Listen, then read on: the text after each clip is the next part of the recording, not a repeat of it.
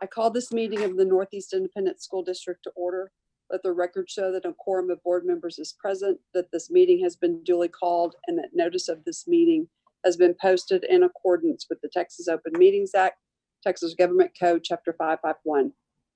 Although members of the board are not gathered in a central physical location, we do have a quorum in attendance at this meeting by video conference. Please say here when I call your name. Dr. Micah. Here. Tony Hasso. Here.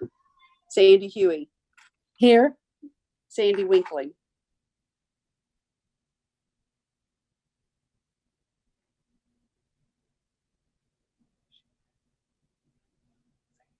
Sandy Winkley.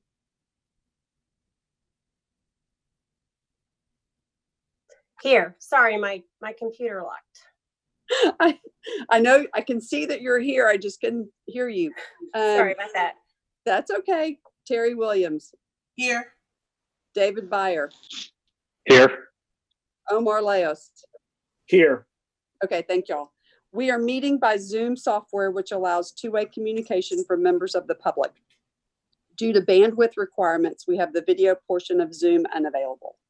As we would at any in-person meeting, members of the public who have followed the instructions on the meeting notice for registering to speak to an agenda item or during the matters from the floor section of the agenda will be unmuted for 3 minutes to speak. If you signed up to speak, please make sure you have followed the instructions on the agenda to join the meeting.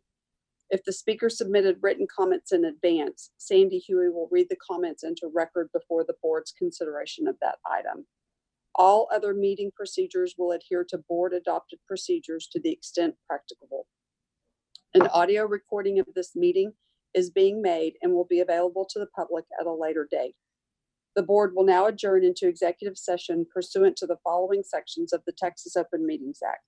Texas Government Code Section 551.071, private consultation with the board's attorney. 551.072, discussing purchase, exchange, lease, or value of real property. 551.074, to discuss personnel or to hear complaints against personnel, and the time is 5:32.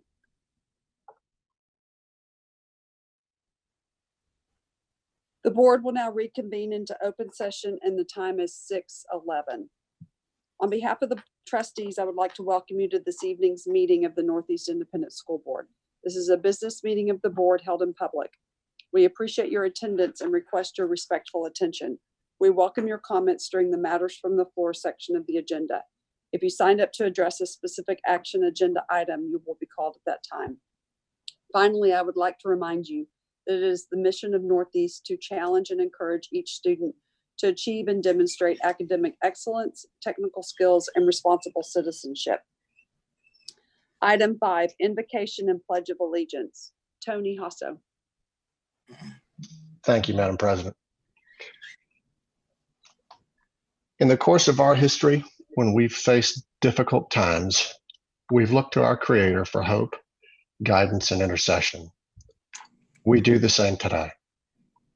Lord, we come together today in an unusual way, physically separated because of the COVID-19, an invisible enemy that has caused us to change our way of life temporarily. We know that over the ages, you have allowed your people to overcome great challenges because you are great. And so we ask that you be with us as we fight this invisible enemy, COVID-19. We ask for your wisdom tonight as we deliberate matters for our district and offer thanks for the many blessings that you continue to bestow upon us. We ask that you watch over Dr. Micah and all of our NEISD staff as they unselfishly and courageously labor for the benefit of our children.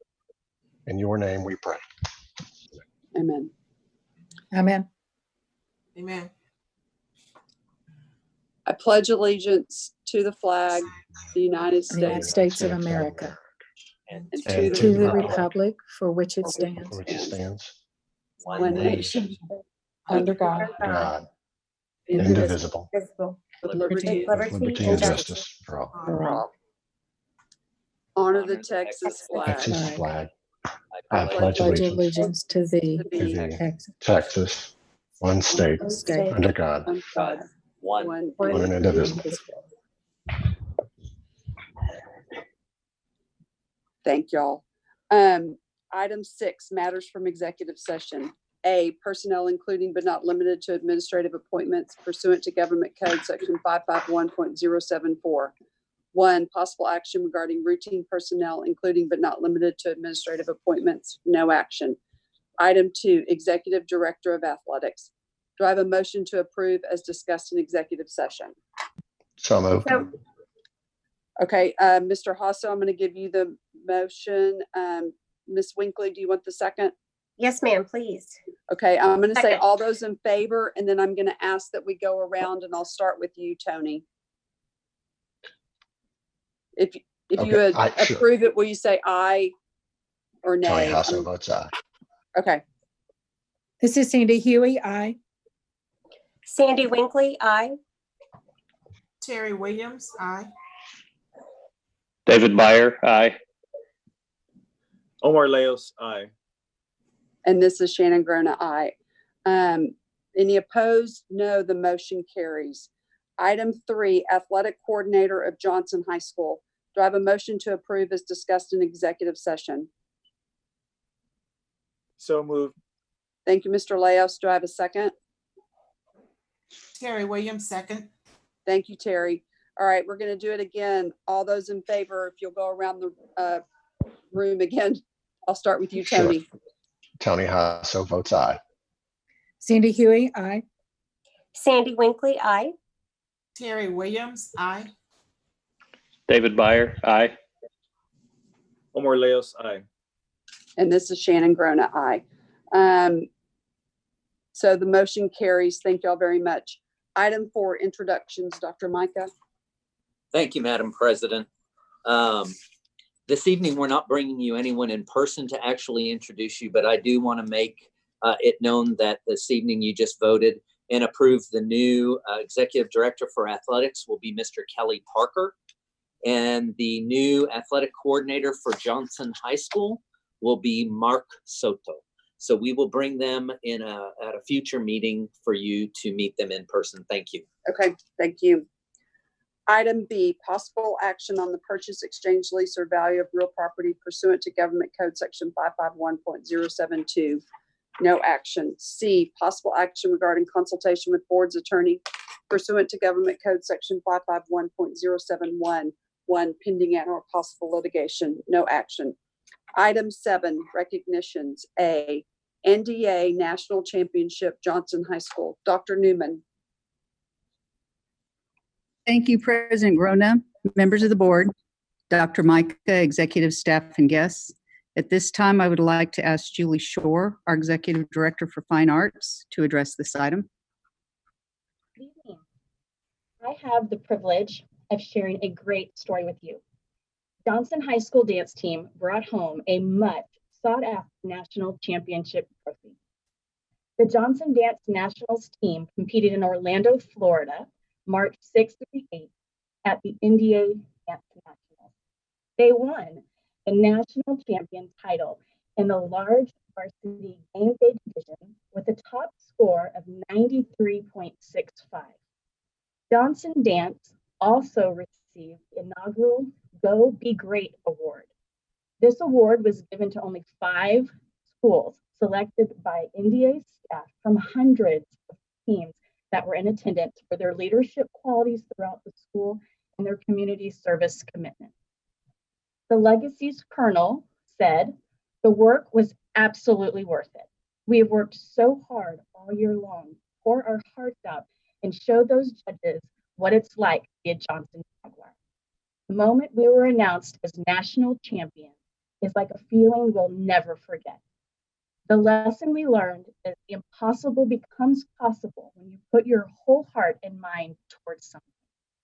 This is the first varsity nationals title for Johnson Dance.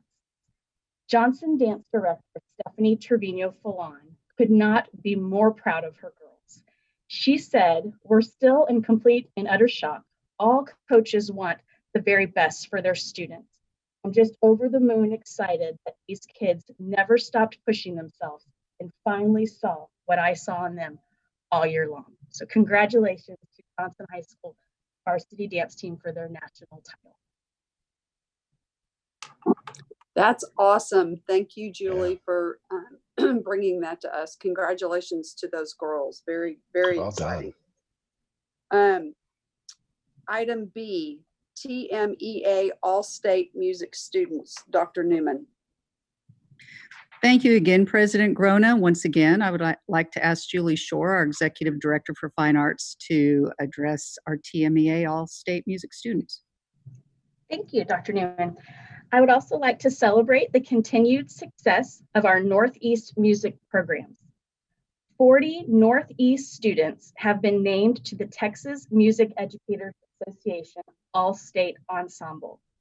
This is the highest honor a Texas music student can achieve. More than 60,000 students from across the state begin their audition process in the fall of 2019. Only 1,700 students would eventually earn a chair in one of the 15 all-state music ensembles. Of the 40 Northeast students, 19 are in band, 13 are in choir, and 8 are in orchestra. These talented Northeast students experienced 3 days of intense rehearsals with world-renowned conductors, followed by a concert in which thousands were in attendance. The success of our music students is due in part to the hard work and dedication of our Northeast music educators and the strong programs they provide. I'd like to thank you, all of our directors, for inspiring our students to achieve excellence through hard work and dedication. And congratulations to our 40 all-state music students this year. That's awesome. Yes, major congratulations and kudos to those kiddos, and then also to the directors. Thank you for everything that you do to make our students so successful. Thank you, Julie. Thank you. Item 8, presentations. A, COVID-19 update. Dr. Micah. Thank you, Madam President. As you know, back in March, you all approved and if you guys, for the board, if you're seeing a presentation appear, that's exactly what should be happening. So it's okay, nothing's happening to your screen. But back in March, you approved a resolution granting me some authority, very broad authority to start dealing with issues surrounding COVID-19.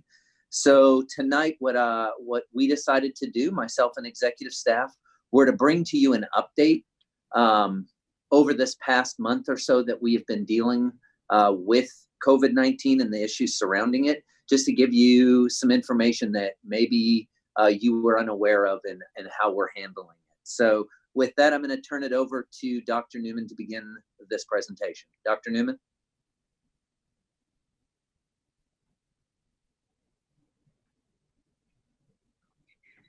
Thank you, Dr. Micah.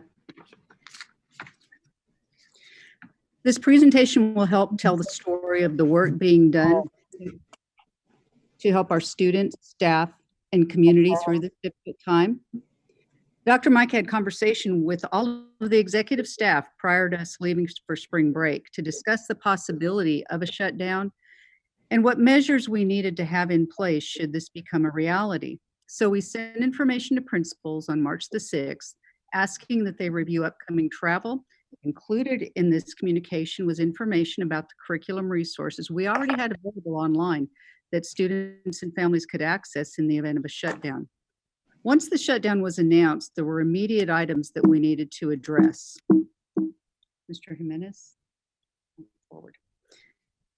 Some of these items were continuity of instruction, feeding sites, employee pay, safety, and communication. So executive staff will now briefly review these topics with you. At this time, I'd like to ask Anthony Jarrett, our Assistant Superintendent for Instruction, to address the continuity of instruction plans.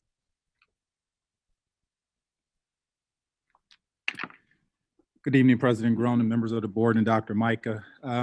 As Dr. Newman mentioned earlier, as far as our work in beginning to look at distance learning, prior to spring break, we watched a lot of things that were going on the news, as well as reading a lot of documents about the impact of COVID-19. And through that, we developed a plethora of resources that we posted online for students to access during spring break, but also in case school was closed temporarily, i.e. for a week or shorter. So after we got further word from our state representatives and of course the city, we had to expand our offering and support for distance learning for all of our kids, which included creating a continuity of instruction that moves beyond just a brick and mortar classroom to distance learning. And so with that being said, we created, and working with technology service as well as curriculum and instruction, we was able to loan out a number of devices to students who did not have access to technology at home. We created a digital resource hub for distance learning. We also, because we recognize that not all students have access to technology or Wi-Fi and other resources, we did not want to exclude anyone from any kind of continuity of education. So with that being said, we also created a low-tech learning opportunity for our kiddos. These low-tech learning is really based on creating weekly packets for students that the teachers create these different resources so students who don't have internet can still engage in some type of learning beyond just what they don't have access to at home. We had to recognize that things have changed in public education due to COVID-19. And so that being said, we felt it was very important that we created some stability in our kids' lives through creating high-tech and low-tech learning options. Through that, we were able to discover that by diversifying our offerings to kids, between 96 and 98% of our students have reported to either accessing high-tech or low-tech learning options. These numbers are self-reported by campuses, but we are encouraged by the numbers knowing that our kids are accessing the resources appropriately. Additionally, in a short order, once we got notification that schools will be closed for an extended period of time, the Curriculum Resource Office, as well as the Business Office, as many other, and technology, got together and we created a great deal of resources for teachers, for students, for parents, and all the above. These resources was to try to create the transition from brick and mortar site schools to distance learning as best we could with short notice. This also included us creating a sample schedule for families. I would be remiss if I did not recognize the fact that we know that it's important for kids to continue to learn, but we did not want to inundate them with too much digital learning and screen time during the school day. So our sample schedule built in time for kids to get outside and to be active and not just be on a computer. And so at this time, I would like to turn it over to Ron, who will go over the feeding sites. Thank you, Mr. Jarrett.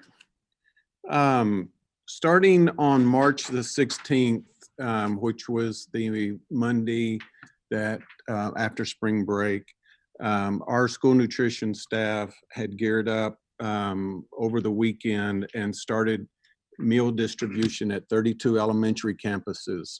And then on March 23rd, we added 44 bus stops in strategic areas around the district. School nutrition, and I think this number may be a little low now, but they're averaging approximately 25,000 meals a day. As of last Wednesday, we had served over 500,000 meals since March the 16th. We have approximately 600 staff that is making this possible, and I can't say enough how much I appreciate their hard work and dedication, because without them, none of this would have been possible. As I said before, starting on March the 23rd, we're operating 10 buses that are running routes in various parts of our district. We've had several questions over the last few weeks about why we don't have sites north of 1604, but the Texas Department of Agriculture requirements are that a school or a school in a feeding pattern has to have a minimum of 50% free and reduced lunches. So that kind of rules out several campuses, but what we are doing, in speaking with Ms. Gloston at School Nutrition, we are exploring the opportunity of adding a bus route into the northern part of our community that will that will help serve some of that community. So at this time, I am turning it over to Mr. Villarreal.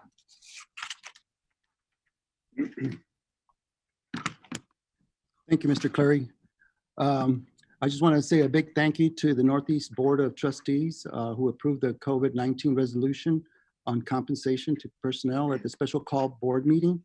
This allowed us to be able to pay our employees, our hourly, our classified, certified, and also a group of substitutes that had been working for us in the previous months. I think we were one of the first districts to recognize them as a group, and we were able to pay them. Just a couple of notes from a couple of them who wrote.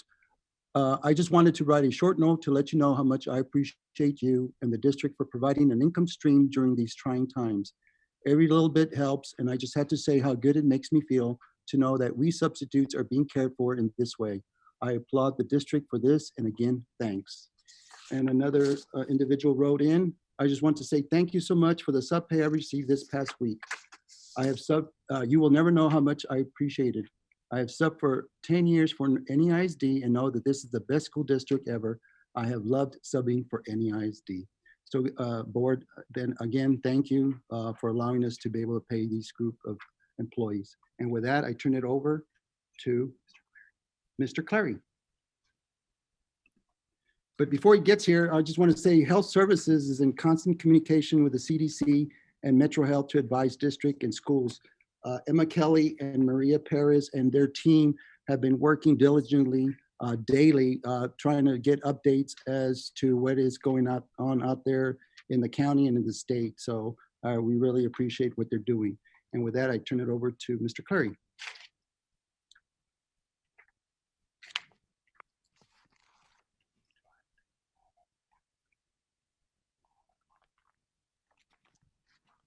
Okay, as Mr. Villarreal mentioned, Health Services is in contact with the CDC on a constant basis. There's a lot of essential personnel that we have working in the district, and it crosses over all divisions. And without them, we wouldn't be able to continue the operations that we have on a daily basis, and we're grateful for their support. The NEISD, we've had concerns about the packets that have been dropped off at the campuses, about whether some of the virus can be spread in that manner, and so that we have made sure that the packets are at least stored for at least 24 hours before we handle them after they have been dropped off. Important piece of all of this has been our custodial staff. We are fortunate that long before this problem started, that we did purchase electrostatic disinfection machines for the district. So that has helped us go in to disinfect a large area in a relatively short period of time. Our counselors planned, just a second. Yeah. They plan. Donna's going to say something real quick. This is Donna Newman. The counselor support, the second we realized this was a need, it was planned and finished within a 24-hour period. And this supports Dr. Micah's initiative on the health and mental well-being of students. And it's especially important due to the reports that we are getting about a 21% increase in domestic violence that we've experienced through the shutdown. And finally, NEPD continues to operate on a daily basis, 24/7. Dispatch is open in case there are calls that come in for service. We also have officers that are working the feeding sites to help control and direct traffic. At this time, I'm going to turn it over to Ms. Aubrey Chancellor.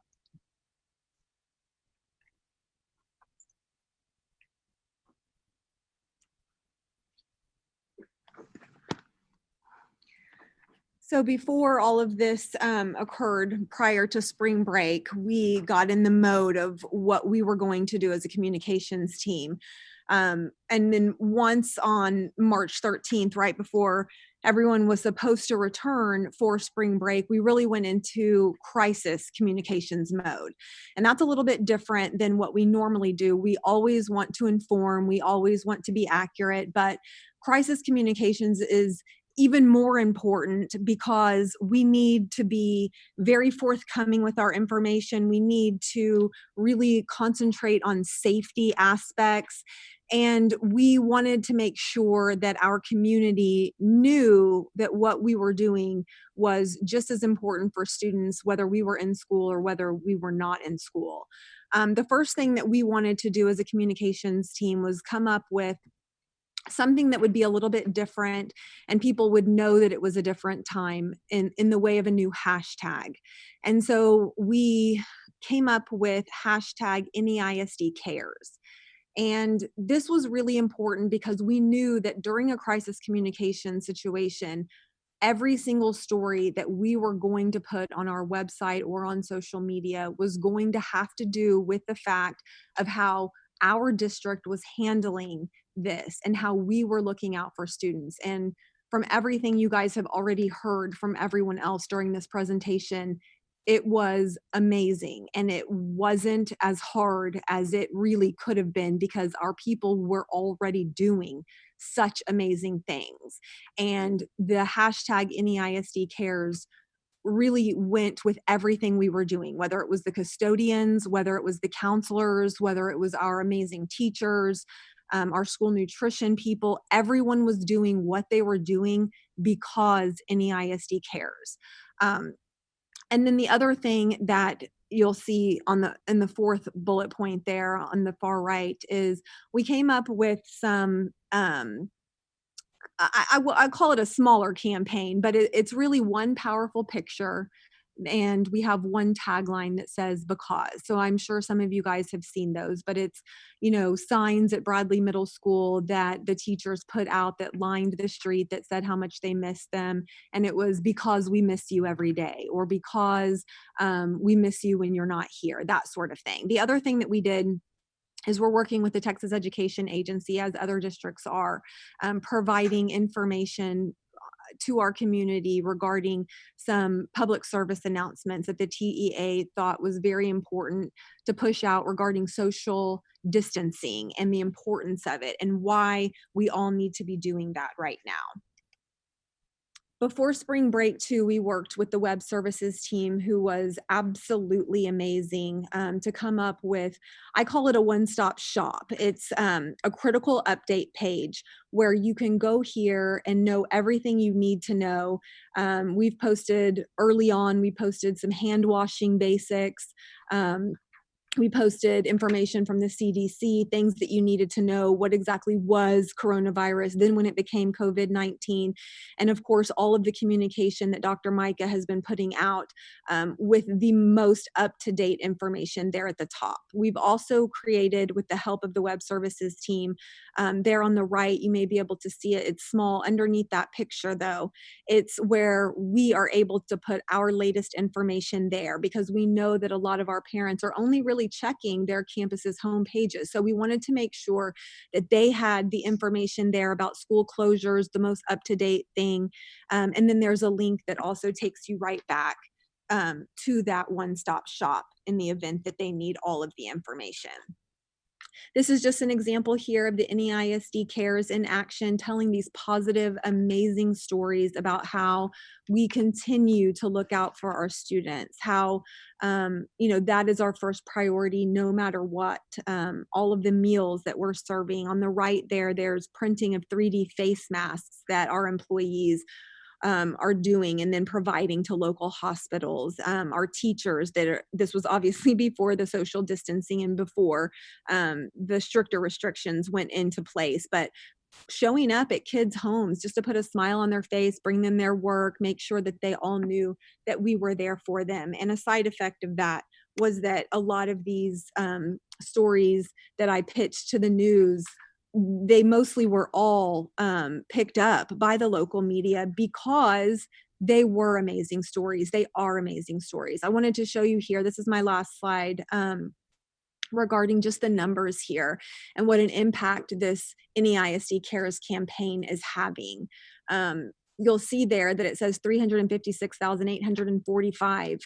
That's our post engagement. It is up 229%. And just as a friendly reminder, engagement means you have engaged with the post. You have actually done something. You haven't just scrolled past it. You've either liked it, you've shared it, you've made comments about it. So the fact that we have had 350,000 engagements, this is over the past 3 weeks. And it's not up here, but I will tell you too, our reach has increased exponentially as well. Over the past 3 weeks, 873,000 people have been reached by something that Northeast ISD has put out on social media. That is almost 1 million people that have been reached in some form or fashion by NEISD social media. So bottom line is they are coming to social media for information. We are a reliable source that they now know that they can absolutely count on for information. And the fact that all of our amazing departments are doing such great things, people are taking notice and they're engaging with us. So I'll go ahead and turn it back over to Dr. Newman now. Thank you, Aubrey. As all of this work is happening on the campuses for our students and community, there's a lot of other work that is going on to ensure that their needs are being met, and there are other necessary supports that need to be continuing. This slide shows a good summary of the work that is currently continuing. For example, it's critical that payroll continue. Our pupil personnel services and management information services are working together to develop registration procedures for incoming students, and that was developed quite early on. And as Mr. Clary mentioned, our district facilities need to be available and safe for essential personnel. Now, in addition to the operations that need to flow seamlessly during the shutdown, there are also preparations that need to be made looking ahead. Mr. Jimenez, our Assistant Superintendent of Campus Administration, will address a few of these preparations. Thank you, Dr. Newman. Good evening, everyone. The first bullet up there, human capital. Education, as you know, is a people business, and we need to take care of our employees. An earlier slide that Mr. Villarreal went over talked a little bit about how we were taking care of our employees with pay. So we want to continue to do that. One of Dr. Micah's initiatives is hiring and retaining the best employees. In our current environment, we know that we have to do things a little bit differently. We can't just call people in for interviews. We have to look at utilizing our phone or video interviews. We just don't want to lose opportunities to hire the best that are out there. Another consideration we have to think about is evaluations. How do we do this while we are all not together? HR will be bringing forward a recommendation to executive staff soon regarding the state of evaluations for different employees. And then we look at end of year events. The end of the school year is a time when we reflect on all the hard work and great memories that have occurred throughout the year, usually through some type of ceremony. One such event is our Teacher of the Year gathering that celebrates our very best educators. We will do all we can to honor our teachers and show our appreciation for their dedication to our students. The tradition of graduation ceremonies is another area that we are working on. We are still hoping to honor our seniors with traditional ceremonies. Dr. Micah stressed this to senior parents in his video message on Friday, April the 3rd. With our current stay-at-home mandate, we have to plan for uncertainty due to the restriction against gathering. This planning takes much time and manpower. While there's no substitution for a live graduation, we believe that preparing for an alternative ceremony is warranted due to those restrictions against gathering. But we are also looking at different options. Furthermore, we also have to take into account students who are leaving during the summer for colleges, jobs, and the military.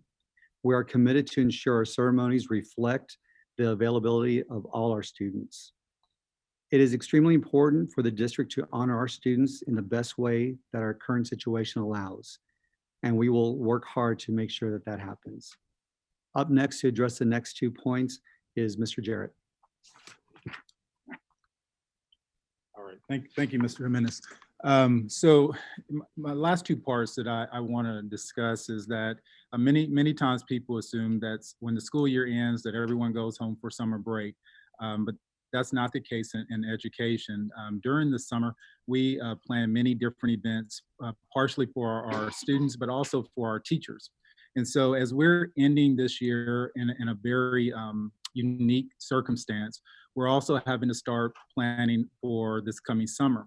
And so what the folks in C&I and technology and many others are doing right now is they're essentially creating 2 parallel programs. One is if we're back in school where we can be face-to-face with each other, but also preparing for the possibility that distance learning will also be expanded into the summer.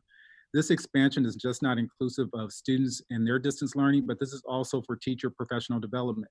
Many of our teachers spend a great deal of time during the summer perfecting their craft, and that comes from the great professional learning opportunities that our district puts on for them.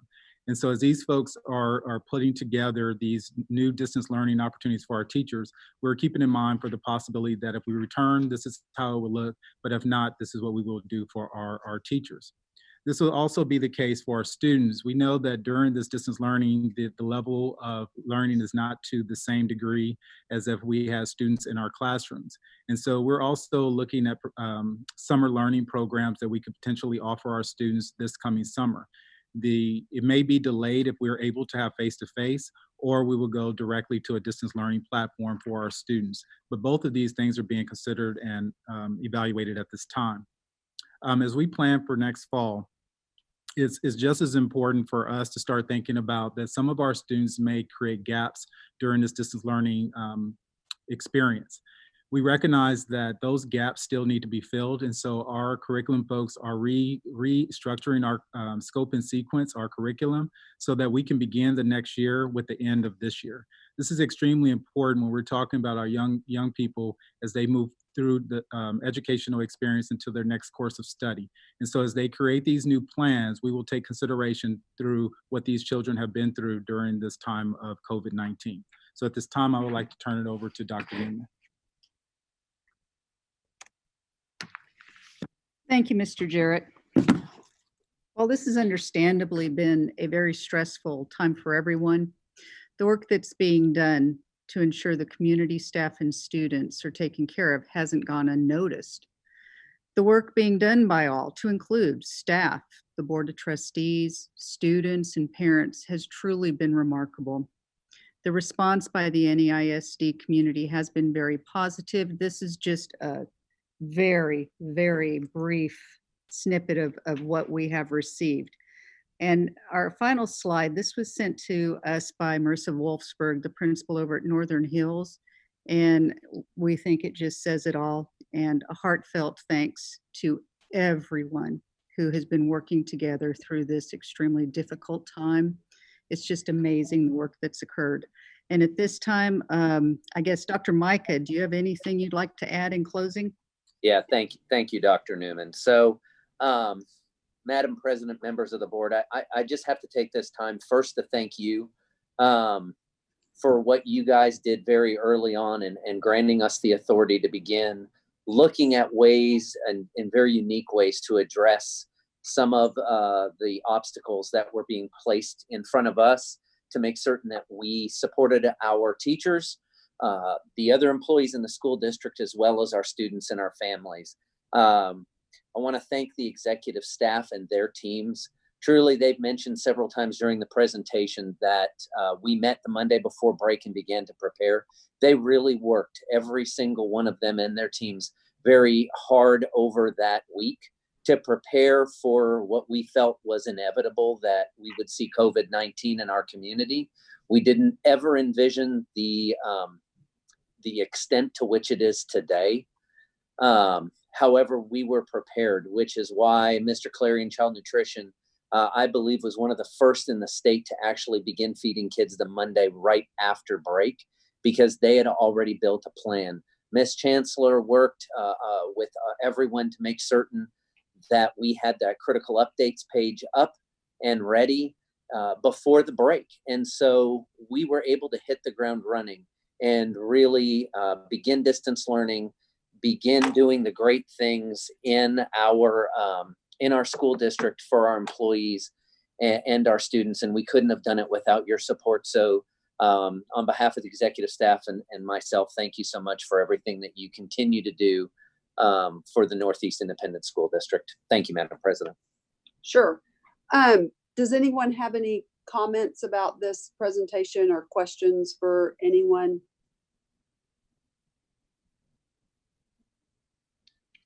Sure, Madam President, this is Tony. If I can ask a question. Sure. Okay, so going back, I guess this pertains really to the section regarding continuity of instruction. I see that we had a what I would consider a really high percentage of our student population that we were reaching via the distance learning, both methods, high and low tech. What about that small percentage of folks that we have not been able to reach? What sort of efforts are we doing in that regard? Or what happens if someone just does not respond with anything? What do we do in that case? Yeah, so Mr. Hasso, this is Dr. Micah.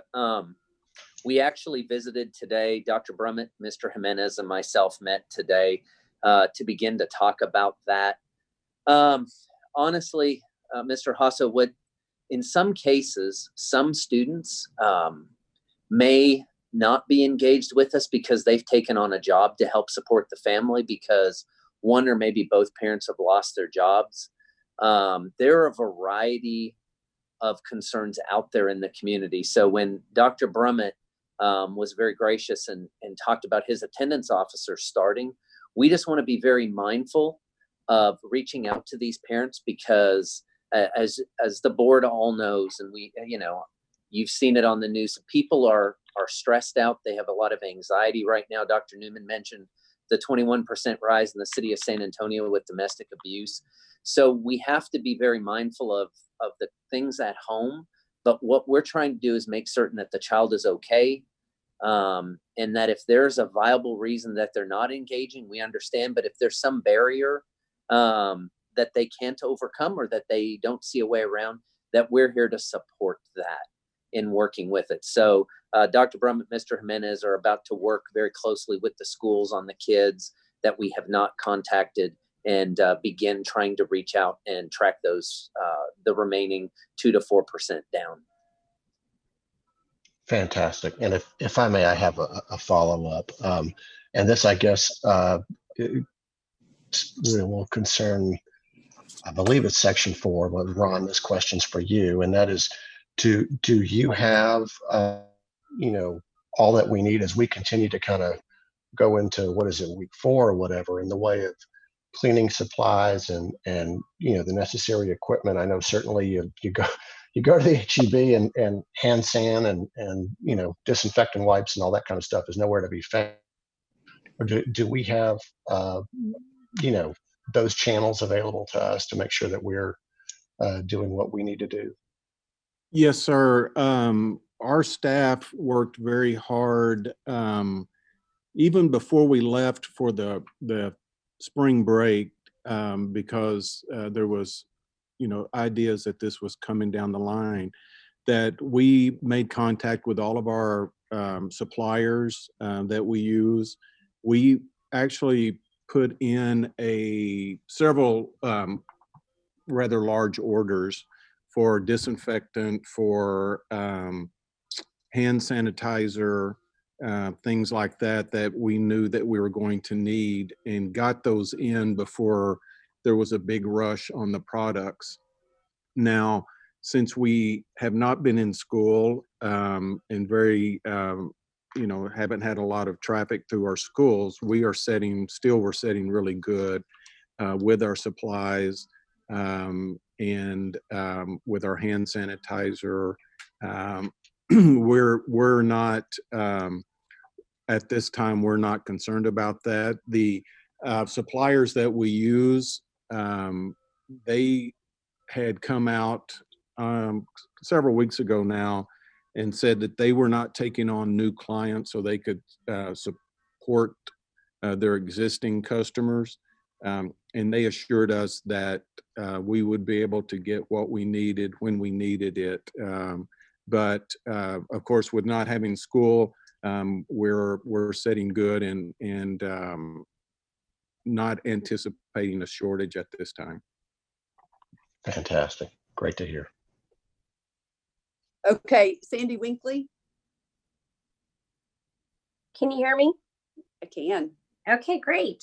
Okay, my first question, is for Dr. Newman regarding the counseling services. You know, I think we're all aware that the needs of our community have really changed over the last month, and so I really thank you so much for, you know, counseling services being able to be up and running within 24 hours. I think that's just unprecedented. But I would like to know, my question is, you know, are our students using the services?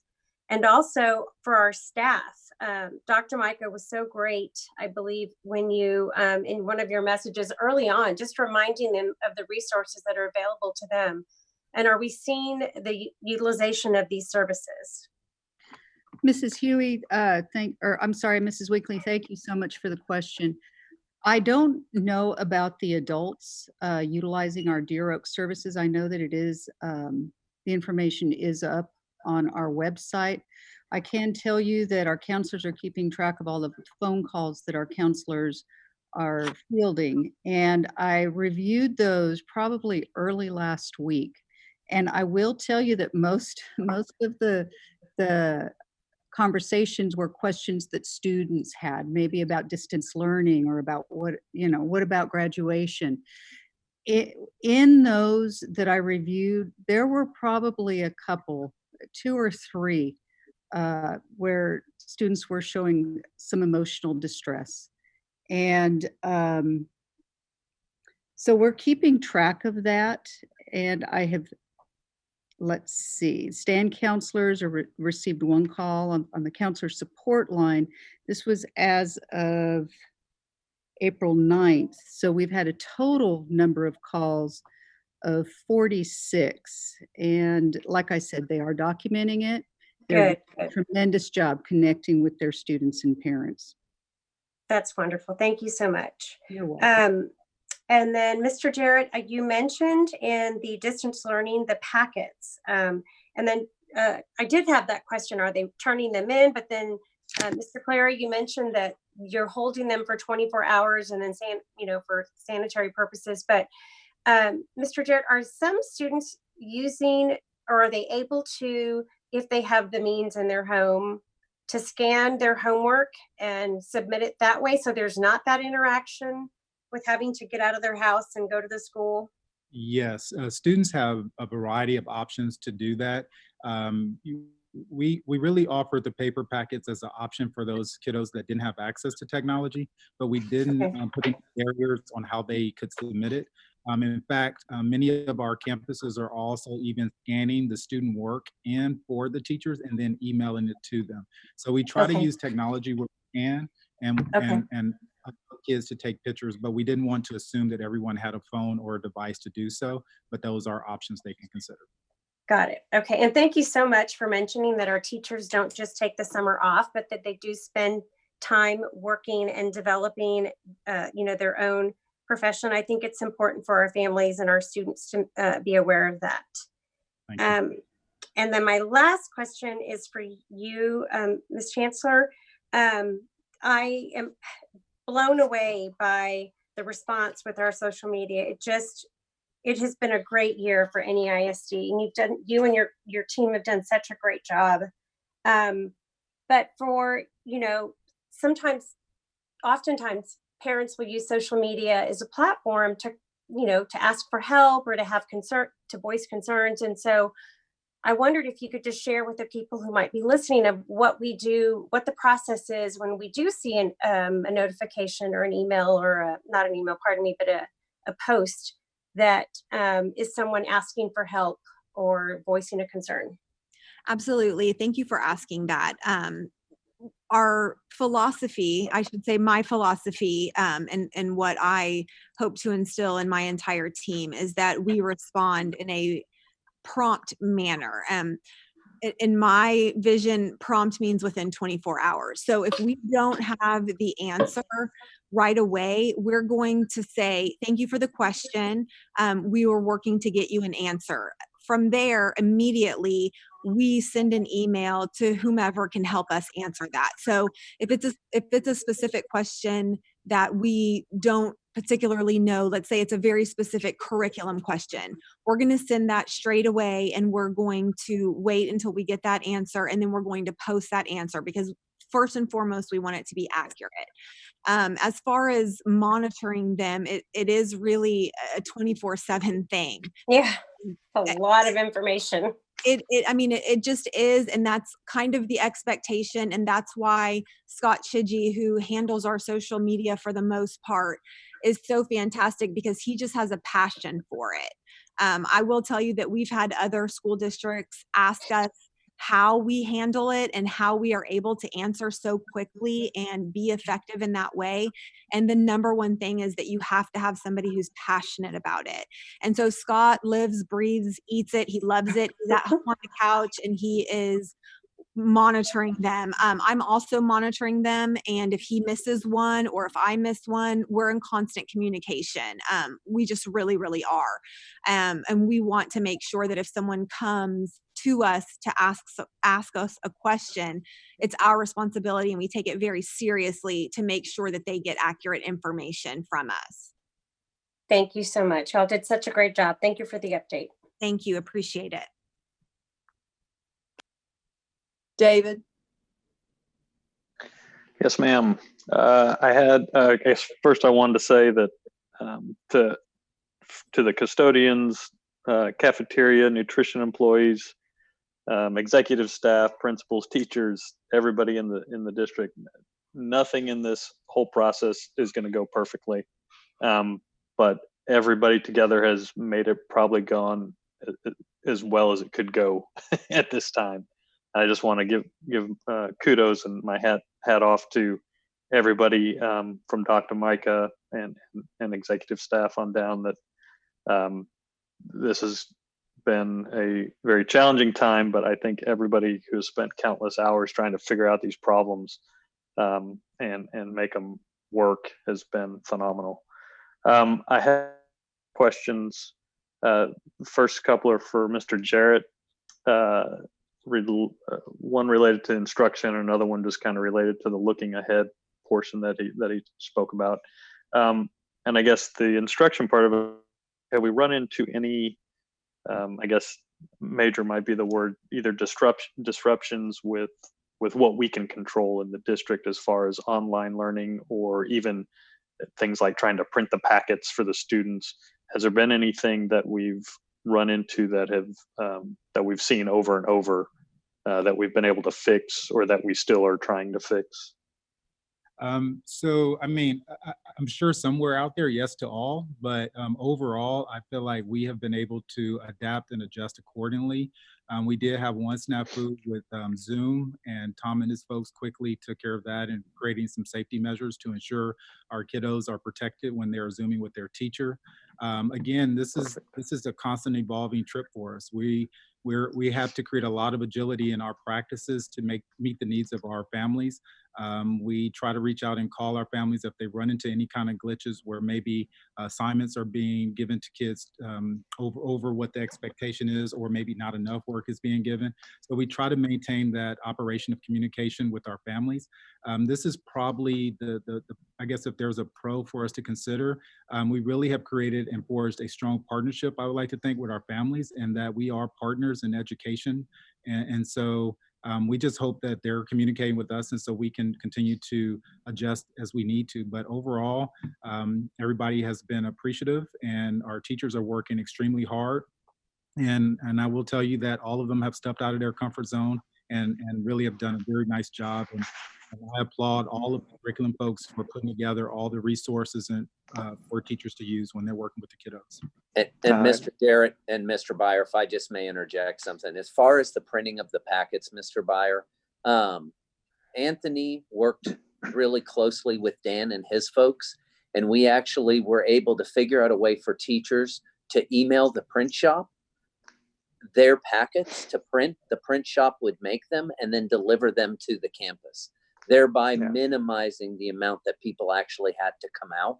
So that was something that was stood up very quickly and problem solved between them. And so I think you hit upon a great example of how through all of this, some good things have come. It's really, we've been able to problem solve very quickly and find very unique solutions to things that really are beneficial for not just our community, but for our staff as well.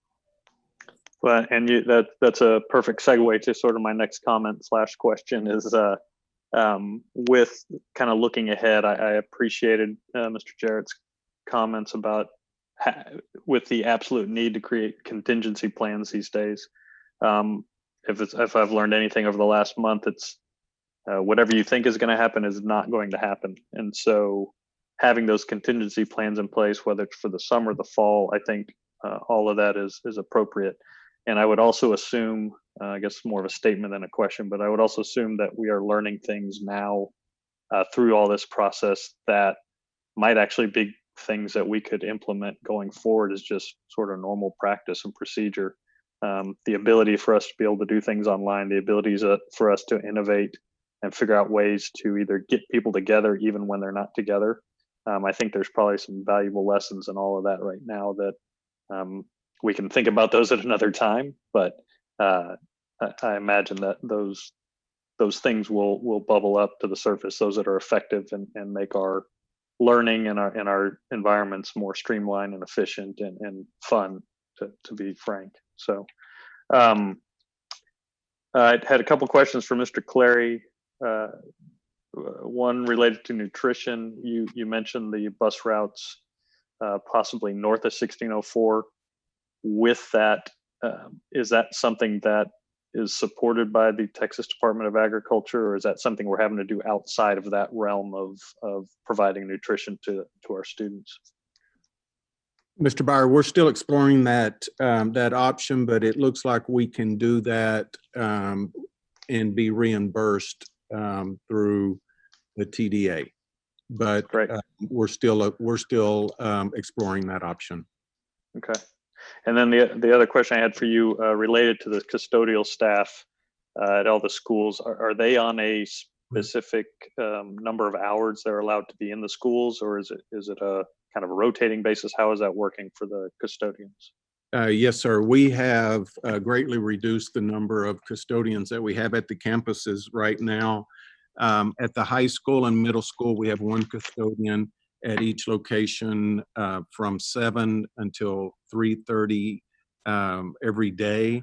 And then at our feeding sites, since I failed to mention earlier that starting today at our feeding sites, we will now be distributing meals on Monday and Thursday.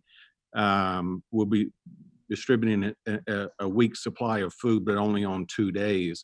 Because of that, we've also reduced our custodial staff at our elementary campuses to 2 days a week for a limited number of hours. Of course, we're available at any time should there be an issue that we can call them in if we need to. Right. Okay. Thank you. And my last question, and then I'll relinquish my mic. So Dr. Micah, I think it would be beneficial for what we can share, just in the spirit of transparency. I know we kind of touched on this, I think, in the last couple of meetings about in your role as having the ability to make some decisions in a large organization such as this, is that it would probably good if we were able to have some kind of I guess summary in effect that shows what we're having to do as a district related to the budget, and is there any possibility of being able to get some of this back and that kind of thing. I think it would be beneficial if we're able to share that with people, where we're able to say, here's what we've done, and we've been able to kind of do this within our budget, without, here's the things we had to do outside our budget, and just really for those things we can share, and just really let the community know how we're being good stewards with time and money in this time. Sure, and that's a great suggestion, Mr. Byer. I can tell you at this point, we have not gone outside of the adopted budget this year. Right. Correct. And so I know that came up in the last meeting. I just wanted to make, that. Yeah. And we, if you'll look down on your board agenda under possible action, we are bringing you policy DEA this evening for a change to that, in order to seek reimbursement of some of the costs that we have incurred, in order to recoup even some of it back. So again, we're committed to it. They did not discuss it this evening, but we're actually going to be boosting our Wi-Fi signal at 40 of our elementary campuses, in order for people to gain 24/7, 365 internet access at those campuses and the parking lots. So that wouldn't just be for this event, but that would be going forward. Mr. Villarreal and Tom Johnson have worked very hard on that, found a great product at a very reasonable price, and still within this year's budget. But if there's an opportunity to recoup those costs for the district, absolutely, we will look for that money to come back to us, because it was not something we had planned to do. Sure. Well, actually, there's probably a lot of things you didn't plan to do, but but I appreciate everything y'all have done. So anyway, that's all I had. Thank you very much. Thank you. Ms. Huey. Thanks. Almost all of my questions have been answered, but I would like to ask particularly about nutrition services, as the food issue has become even bigger and bigger in San Antonio. Just a clarification, although I'm pretty sure I know what we're doing, and that's the children that we do feed. We are, from what I understand, we don't check IDs so far as, are you a student in our district? We are feeding every child that comes to our door, if that's correct. In other words, they don't have to be a Northeast student. They can be a charter school, they can be a private school, or they can be from another district. It doesn't matter. We're feeding all the children that fit the 19 and under. That is correct. That's really the only requirement is 18. It's really 18. I mean, you can be, it's really 0 to 18. Okay. We do not, of course, check, and it can be a student from another district that can get a meal here, and it can be from a charter, private. It doesn't matter. It doesn't matter. Can we go back to that 18? Because initially when it was first being posted, it was saying 19 and under. And I just assumed from the way you could be 18 3/4, in other words, so long as you weren't 19. Right. Yeah. And then it changed to 18. Yeah. Yes, ma'am. It was a little confusing. So yes. we're just now saying, if you're 18, that's the limit. That's the upper limit. And although I understand the reason why we don't have any feeding sites above 1604 because of the law or the regulations, anyone living above 1604 though can go to any feeding site in the district. Yes, is ma'am. that correct? Okay. Yes, ma'am. We usually, Redland Oak is one of our larger feeding sites by numbers. Which kind of makes sense because we get a lot of, we get people from the north that do come down. Huebner is another one also. So yes, ma'am, you can go any, even though you don't, the basic requirements for having a food service site is really like what we have to do in the summer also. It really kind of follows the summer feeding program. That is not Northeast requirements. Those are TDA and USDA requirements. And so we try to make it work the best we can. So yes, if anyone from any part of the district can go to any campus and get a meal. Okay, and I just, no more questions, I guess. It's really more of a comment, and this has been an extremely emotional presentation to watch and see what this district has done, the way they've stepped up, not just for our Northeast students, but for our city, for our community. I feel that Northeast has set the bar so high for what we can do and what we have done. There aren't enough words to thank everyone who has done. I mean, watching our nutrition services ladies and family dress up in their costumes and their capes and their colors and everything else, the beautiful smiles on their faces as they're so happy to see their children coming through to pick up their food. The amazing job that our teachers are doing, reaching out to our students, keeping in touch with everyone, just going that extra mile, the parades through the neighborhoods. I mean, the list just goes on and on and on. Our custodial, our police are just, it's just amazing. And it's such a huge point of pride to be a part of Northeast ISD right now. I hate the challenges that you're being dealt right now, that we're all dealing with, but I am extremely proud of what you have done and what you are doing and what you will continue to do for our students. So thank you everyone so much. And that's it.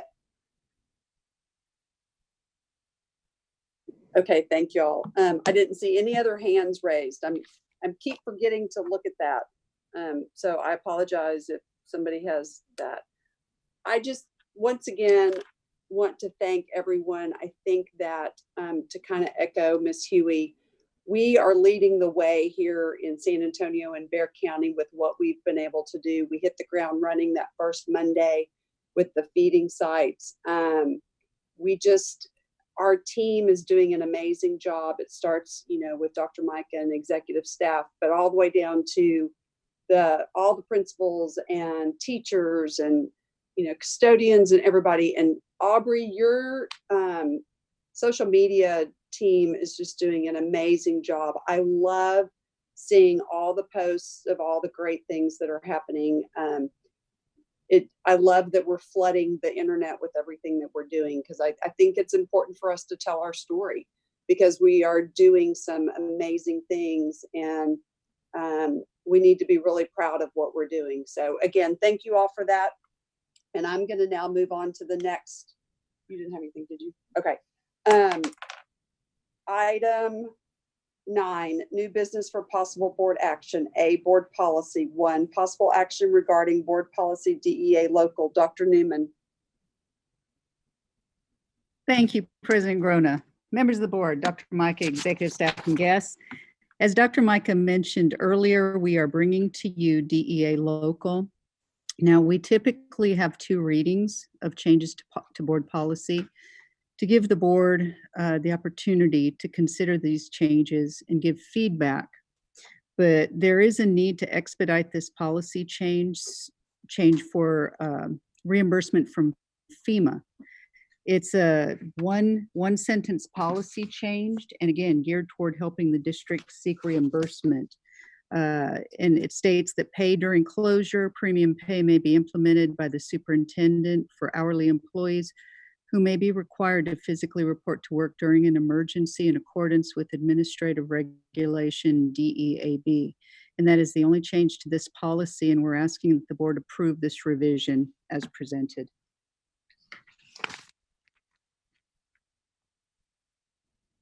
Okay, thank you, Donna. I don't see any hands raised regarding this. Oh, wait, I do. Mr. Byer. Yeah, sorry, I just had a quick question related to this. Is there an idea of kind of what percentage of the district employees this might entail? I mean, I assume it's open to anybody that falls in that category, but is there sort of an initial idea of a percentage that this might affect? Mr. Byer, I don't have the exact percentage. I can certainly get that to you later. it is truly limited to essential staff who cannot perform their duties at home. Gotcha. so- And that basically answers my question. If that's kind of where this is being focused. Correct. Okay, I don't see any hands. So do I have a motion to approve the revision made to board policy DEA local as presented? So moved. Thank you, Mrs. Winkley. Do I have a second? Second. I'll second. Thank you, Ms. Williams. Give it to Terry. Okay, thank you. And now we'll go around the people. I'll start with you, Tony. Sure. Tony Hasso votes aye. Sandy Huey, aye. Sandy Winkley, aye. Terry Williams, aye. David Byer, aye. Omar Leos, aye. And Shannon Grona, aye. The motion carries. Thank you very much. Item B, resolutions. 1, possible action regarding grading policy. Mr. Jarrett. President Grona, Dr. Micah, members of the board. So I'm bringing a resolution to the board today, considering all the things that's going on with COVID-19. As we know, many of our families have been affected by this pandemic. We know that many of our students are engaging in distance learning in a variety of ways that don't necessarily replace the teacher in the classroom. And because of that, we are looking for this resolution to make sure that we can create equity and access for all kids district-wide. As we continue to look at providing a continuity of education, we have to push pause for a second and realize that some of our kiddos are working from a packet and they're not getting direct instruction from a teacher. So their learning experience is very different from those kiddos that may be having an opportunity to engage in a digital learning platform. We also recognize that some of our kiddos are not able to actually engage in learning at all because some of their family members may be affected, whether it's from unemployment or it could be from the fact that they're very well could be dealing with an illness of their own. And so during this pandemic, we don't feel like the current grading policy ensures that we have equity for all kids. We know that some kiddos may be able to do the work on their own, where others could be getting a great deal of help from a family member. We have no way of knowing exactly what level of educational experiences kids are getting beyond what we give them as far as the curriculum resource. And so in this resolution, we're asking for some flexibility to ensure that we can create a platform of policy and procedures to guide our teachers in ensuring that all kids are treated fairly and equitable across the board. And so that is what we're bringing this resolution to the board for, so we can have some flexibility in planning the rest of the year on how we will collect grades for the spring semester. Okay, thank you, Mr. Jarrett. Mr. Byer. Oh, wait. Yep. Oh, Did you there? have your hand up? I did. I was I forgot to hit my mute button or my unmute button. Hey, I'm so proud of me for figuring this technology out. I just can't tell you how excited I am. And Okay, then go ahead, David. Then I accidentally flipped off the page that I was looking for. So anyway, I'm back. I had a couple of questions for Mr. Jarrett related to the resolution. When we're talking about, I think in the resolution that we have, you have kind of 3 bullet points or 3 items. And the second one talks about how you'll develop basically guidance and methods for campus teachers and instructional personnel to calculate and assign grades. Are you all looking to other, or I guess coordinating or not coordinating, but talking to other districts, how they're handling this, or even what colleges might accept, what universities might be looking at? How are we coming up with some of those guidelines that then we're going to convey to people? Yes, sir. We have actually been doing some research on the universities, in particular UT Austin and Harvard, who also went to a pass-fail grading plan because they recognize the fact that we're in unprecedented times. And so we did look at several universities to ensure that our practices are aligned to what national practices are engaging in. We also had a meeting, I believe it was last Monday, with all the largest school districts across the state of Texas. I will tell you that everybody's kind of trying to figure out their way, but everybody is focused on trying to create some type of system that is equitable for all kids. And so we had a meeting with all of us to ensure that we're having similar conversations. Not all forms will be exactly the same because communities are different, but we are having those conversations to try to meet somewhere in the middle. Thank you, and I should have prefaced that by saying I understand that everybody else is also trying to come up with their own guidelines and how they're going to approach this. So I was just curious. I assumed everybody was talking, but wanted to make sure that was pointed out. Has TEA provided any guidance at this point to this issue, or is it are they leaving it up to the individual districts? They leave that up to the local agencies to make that decision for as grading practices. They just give guidelines in the sense that we have to provide a continuity of education and do some type of reporting after 12 weeks of instruction, which we're well within that. Got you. And then the last thing I have on the third bullet point is you talk about basically that we would provide information to parents and others and students as necessary. And then the board will receive some kind of report in a reasonable time frame. Do you have an idea of what that reasonable time frame might be? We try to basically get through the end of the semester and then be able to go through that, or is that something we'd be looking at next month already? I'm not pushing for one way or the other. I just more curious on how that might look. We brought this resolution because we didn't want to proceed any farther till we made sure that you guys were in the loop and this resolution was passed. Of course, as we get through with the resolution and we start to develop any documents, we will definitely share with the community and the board, because we want to make sure we're as transparent with our families and our community as we would be with you. And so it wouldn't be any secrets about what we're planning. Our why is to really take a step back and make sure we take consideration for the circumstances we're dealing with today. Great. Thank you very much. That's all I have. Okay, thanks. Ms. Huey. Once again, Mr. Byer asked the great questions. Beat me to a couple of my questions. So thanks, David. Yeah, because I was curious about TEA guidance in particular. So other than that, I want to say that I really appreciate the transparency that the district is displaying in this situation.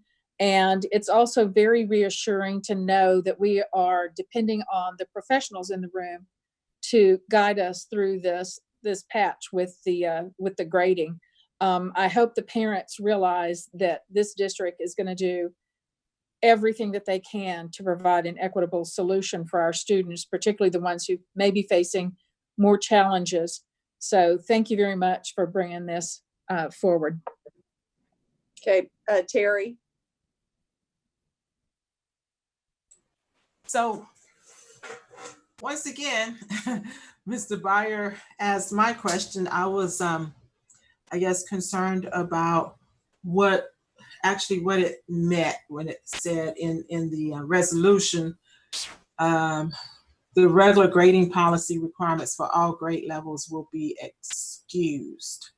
So, I was thinking, well, does that mean we would go to a basic pass-fail type of system, or just be a more lenient in the numerical grading system, or do we even know at this point? So we don't want to get too far ahead until we, of course, pass the resolution, but I will tell you that we've been doing the investigative work for about 3 weeks now, trying to figure out what's in the best interest for the whole child and taking consideration for this semester, which is a semester in an asterisk. And so as we've considered that, we are also looking at what language we need to make sure we attach to our practices, so that even on our transcripts, it will reflect that whatever decision is made is a reflection of COVID-19. To be specific, I can't go there yet because not comfortable with it, partially because I wanted to make sure that you guys approve the resolution. But as soon as we have a final document ready to go, we will ensure that the community as well as you guys are aware of it. And would that have an effect? I'm thinking not, because I'm assuming this is probably already done on class rank. or GPAs? So very good question. Class rank GPA will be part of the conversation as we develop a grading plan. One of the things that we've already done is we've also been calculating what GPA ranks would look like if this semester was included with just the term 3 versus if it was ended at the winter break semester. And so what we're doing is we're trying to evaluate which one will have the least amount of negative effect on kids and really trying to maximize the positive effect on kids. All right, thank you. Yeah, and if I just may weigh in a little bit. While we've been very quick to stand things up like our counselor hotline and feeding meals and things, this the issue of grading has been a much more laborious process, because what we're trying to do, as Mr. Jarrett said, take into account all students and make certain that it accounts for the fact that while, yes, we're providing distance learning, we are unaware how much support students are receiving at home, maybe from a friend of theirs that's helping them answer questions. And so we want to make sure that it's reflective of their ability overall. And again, Mr. Jarrett and his team have been working for, this has been one of those topics, I will tell you, has caused some heated discussions among all of us as we really try to find and strike a balance for what's good for the system, to make sure that students understand what their abilities are, but are reflective and don't have any unintended consequences for them moving on to college or later in. So it has been not a struggle, it's just been a challenge, but they've done a great job. And once we reach it, should you vote on this resolution this evening, I feel confident we will come to a conclusion that will factor in students at the heart of it all. And we don't have a Felicity Huffman situation. Sorry. That's correct. Well, Ms. Williams, I'll be honest, one of the things that came up during this was NCAA and the fact that if you went to a pass fail, that they would automatically give the child a 70. And so we didn't want to go to a pass fail and then inadvertently hurt a child through that process. So there were many layers to unpack. And again, as Mr. Jarrett said, they worked with what's called the UCC that we're members of. And looking at this and talking to districts like Plano, Katy, and other districts around the state to make certain that we do something that's in alignment with best thinking and what's good for kids. Thank you. Yes, ma'am. Thank you. Okay, I don't see any other hands raised. My question or comment was about the class rank and GPA, but you answered that already. So do I have a motion to approve the resolution on grading policy? So moved. So moved. Okay, I think I heard Omar first, and David, I'll give you the second. That sounds good. Okay, and then we'll go around again, starting with Tony. Tony Hasso votes aye. Sandy Huey, aye. Sandy Winkley, aye. Terry Williams, aye. David Byer, aye. Omar Leos, aye. And Shannon Grona, aye. Okay, the motion carries. Thank you, Mr. Jarrett. Item 2, possible action regarding School Nurses Day. Mr. Villarreal. Yes, Madam President, members of the board, Dr. Mike, executive staff, and virtual guests. I call on Maria Perez, our Director of Health Services, to present this resolution. Can you hear me? Yes. Madam President, members of the board, Dr. Micah, executive staff, and guests. Yes, my name is Maria Perez, and I am Director of Health Services for Northeast Independent School District. Give me just one moment.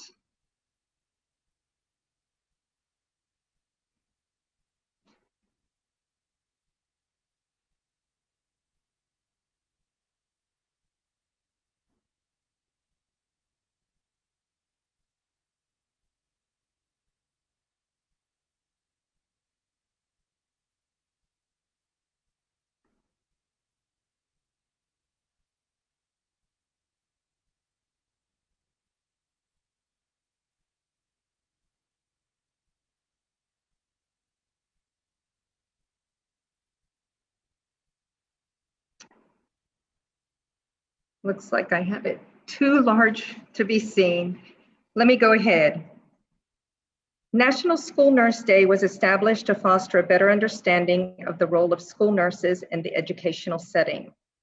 National School Nurse Day this year is on May 6th and it is a time to celebrate the specialty practice of school nursing. Whether we are physically present in our school clinic or working virtually to support our students, the role of the school nurse in public health, in policy development, in care coordination and education is essential.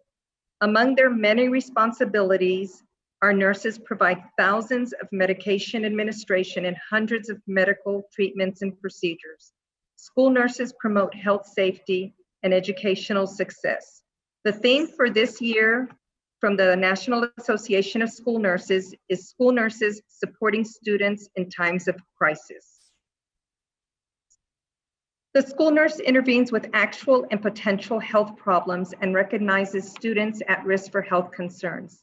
The school nurse provides case management services for students and families, which necessitates school nurses to use critical thinking and provide highly skilled evidence-based practice that meet the needs of students, families, and school communities. The school nurse actively collaborates with the educational and medical communities and families to build student and family capacity for self-management, self-advocacy, and learning. The link between student health and academic success is critical and helps increase attendance rates. You can say our motto is healthy students are better learners. The scope of the professional school nurse's knowledge impacts the safety of each campus and assist in meeting the current and emerging healthcare needs of students, staff, and the community. Students are our #1 priority. A professional school nurse is needed for every school because school nursing is the foundation for student physical and mental health. Northeast ISD takes pride in their health services department by having available a bachelor's prepared school nurse for each and every school clinic. Where nationally only 40% of schools employ full-time RNs, Northeast ISD has a rate of 100%. It is recommended that the Board of Trustees of the Northeast Independent School District approve the resolution recognizing Wednesday, May 6, 2020, which happens to be the 20th anniversary of Florence Nightingale's birthday, as National School Nurses Day. You should be able to see all 90 plus nurses, but apparently the whole screen isn't shown. Thank you. Thank you, Ms. Perez. Ms. Perez, I can't say it, can't talk. I don't see any hands up. So I'm going to ask if I have a motion to approve the resolution recognizing Wednesday, May 6, 2020 as National School Nurses Day. So moved. Was that Mr. Hasso? I'm sorry. Yes, ma'am. Thank you. Do I have a second? Terry Williams, second. Thank you. Okay, all those in favor, let's go around starting with Tony. Tony Hasso votes aye. Sandy Huey, aye. Sandy Winkley, aye. Terry Williams, aye. David Byer, aye. Omar Leos, aye. And Shannon Grona, aye. The motion carries. Thank you so much. Thank you. Item C, consent. 1, instruction and campus administration. A, teacher of the year resolution. 2, business services. A, 50,000 purchases. 3, operations. A, professional services contracts, construction contracts, and related contract amendments supporting the 2015 bond design and construction requirements.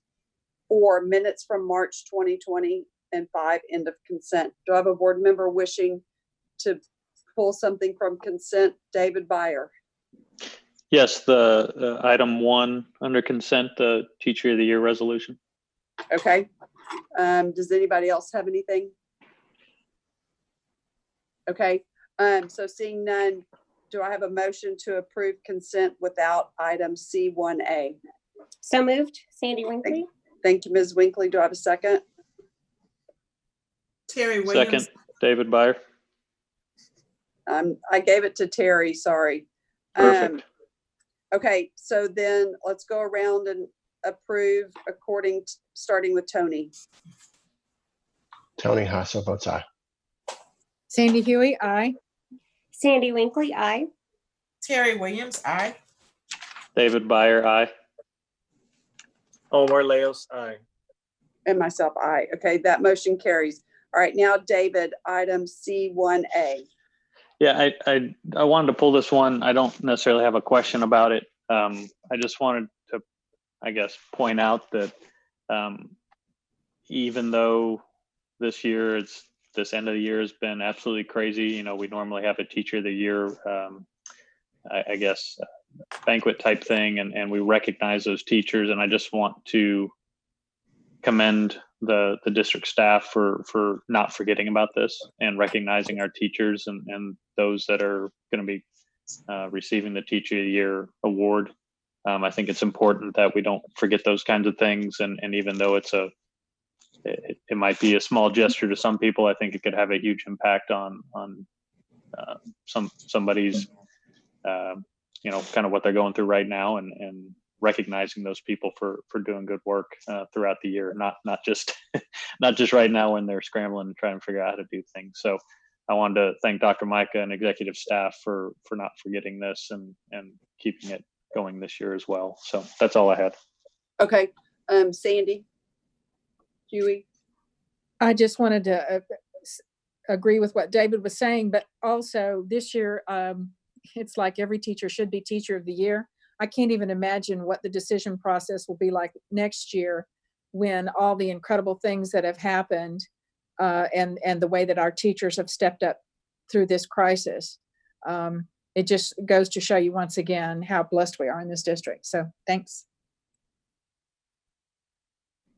Okay, so do I have a motion to approve item C1A? So moved, David Byer. Thank you, David. Do I have a second? Second, Sandy Winkley. Thank you. All those in favor say aye, starting with Tony. Tony Hasso votes aye. Sandy Huey, aye. Sandy Winkley, aye. Terry Williams, aye.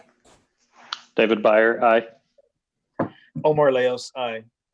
And Shannon Grona, aye. The motion carries. Item 10, reports. A, financial statement review of expenditures that's been provided for you. B, awarded bid report that's been provided for you. Item 11, matters from the floor. The trustees welcome comments from members of the public during this time of the meeting. Generally, board members do not respond to public comments during the meeting, although members may request further information or a future agenda item on a matter raised during public comment.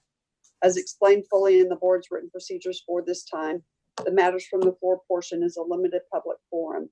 Accordingly, speakers may present on a topic related to district business for up to 3 minutes, but are not permitted to make 1, personal complaints about an individual staff or board member that should be raised using the district's grievance policies. 2, a personnel action. 3, a student disciplinary matter. 4, a complaint about a particular student. 5, or pending litigation. Any person who persists in speaking on these topics after being directed not to do so will lose the remainder of their time to speak and may lose their privilege of addressing the board at future meetings. We also welcome written comments at any time, either through email at board@neisd.net or by mail, care of the superintendent's office at 8961 Tesoro Drive, 6th floor, San Antonio, Texas, 78217. Ms. Huey. Patsy Esterline.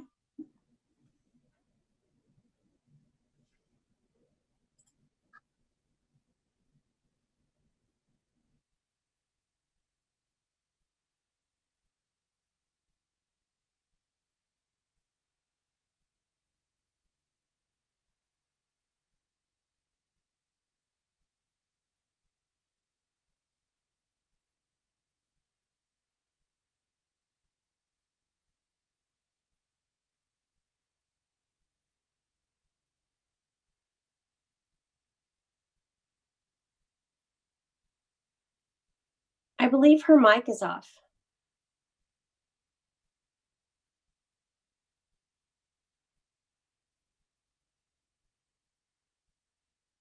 So, Miss Esterline, we can see that you're in the meeting, but you have a muted microphone. You need to unmute your microphone in order for us to hear.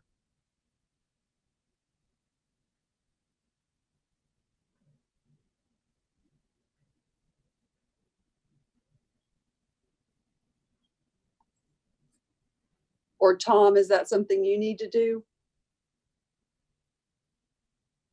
Can Tom talk? This is Tom Johnson. President Grunley, unfortunately, I cannot unmute Patsy's microphone at this time. I suggest we move on and I'll try to work with her behind the scenes. Okay, all right. So Sandy Huey, can you call the next one? Tom Cummins, but could we verify? I'm not showing Patsy is in the participants list.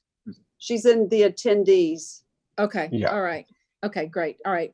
Tom Cummins would be the next one then.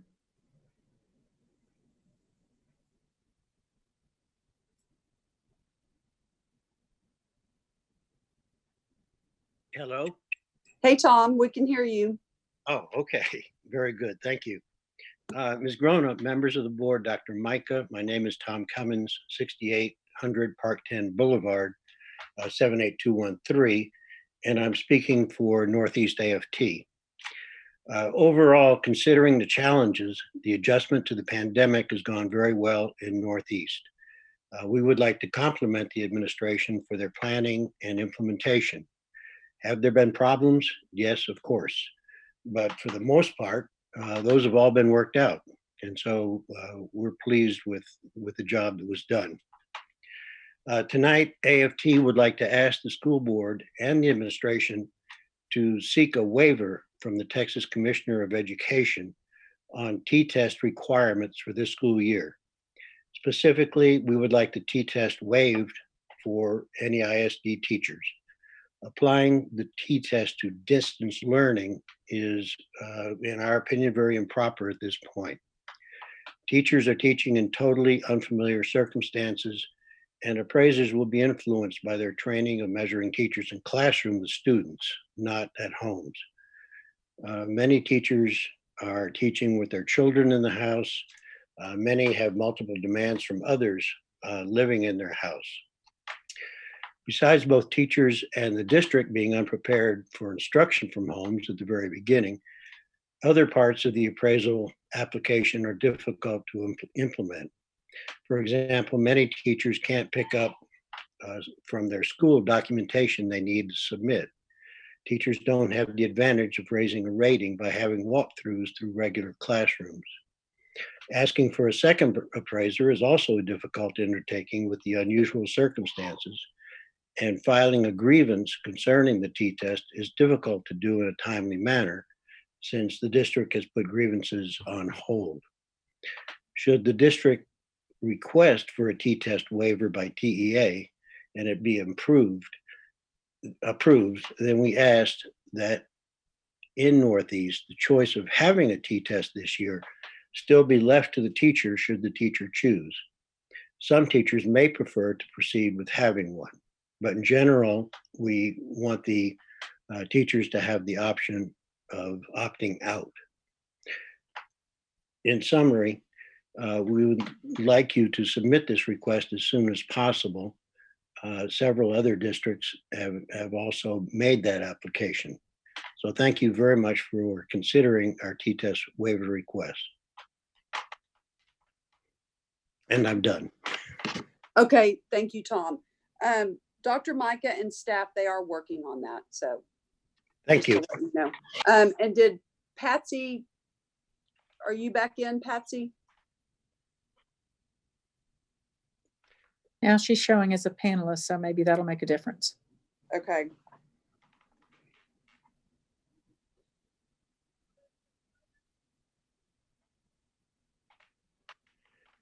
Ms. Groner, you might want to tell her if she does come in that I've already spoken because basically I was substituting myself for her.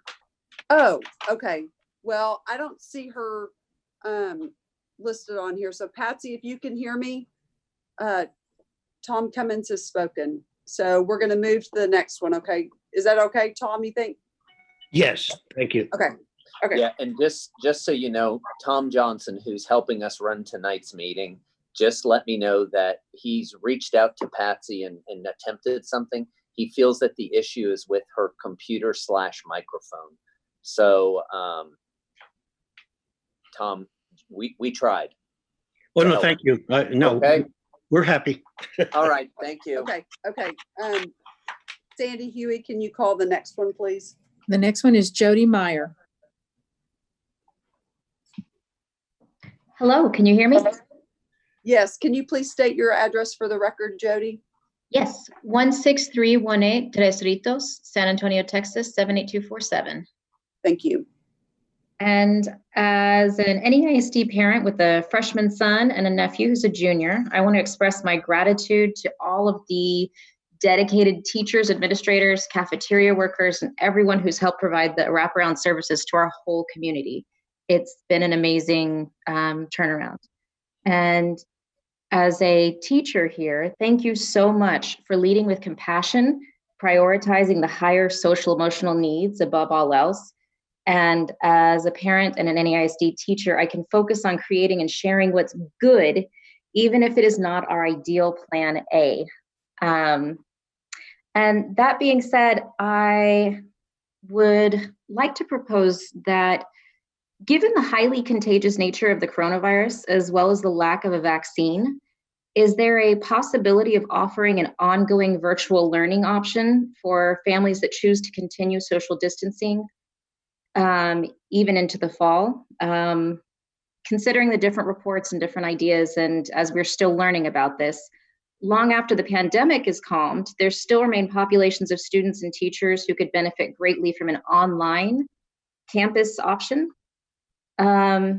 In future years, even, it would also allow NEISD to include students who would otherwise be underserved. I know that throughout Texas, there's at least 2 other districts that currently offer online instruction for their campus. And I was hoping that NEISD might consider doing something similar to reach the community here in San Antonio. Yeah.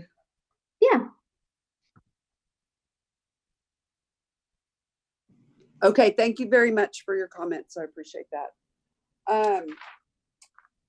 Sorry, I've lost my agenda. Okay, item 12, discussion and possible action regarding board members' requests for items to be placed on a future agenda and or requests for reports from the administration. Do I have a board member wishing to have something placed on an agenda or a report?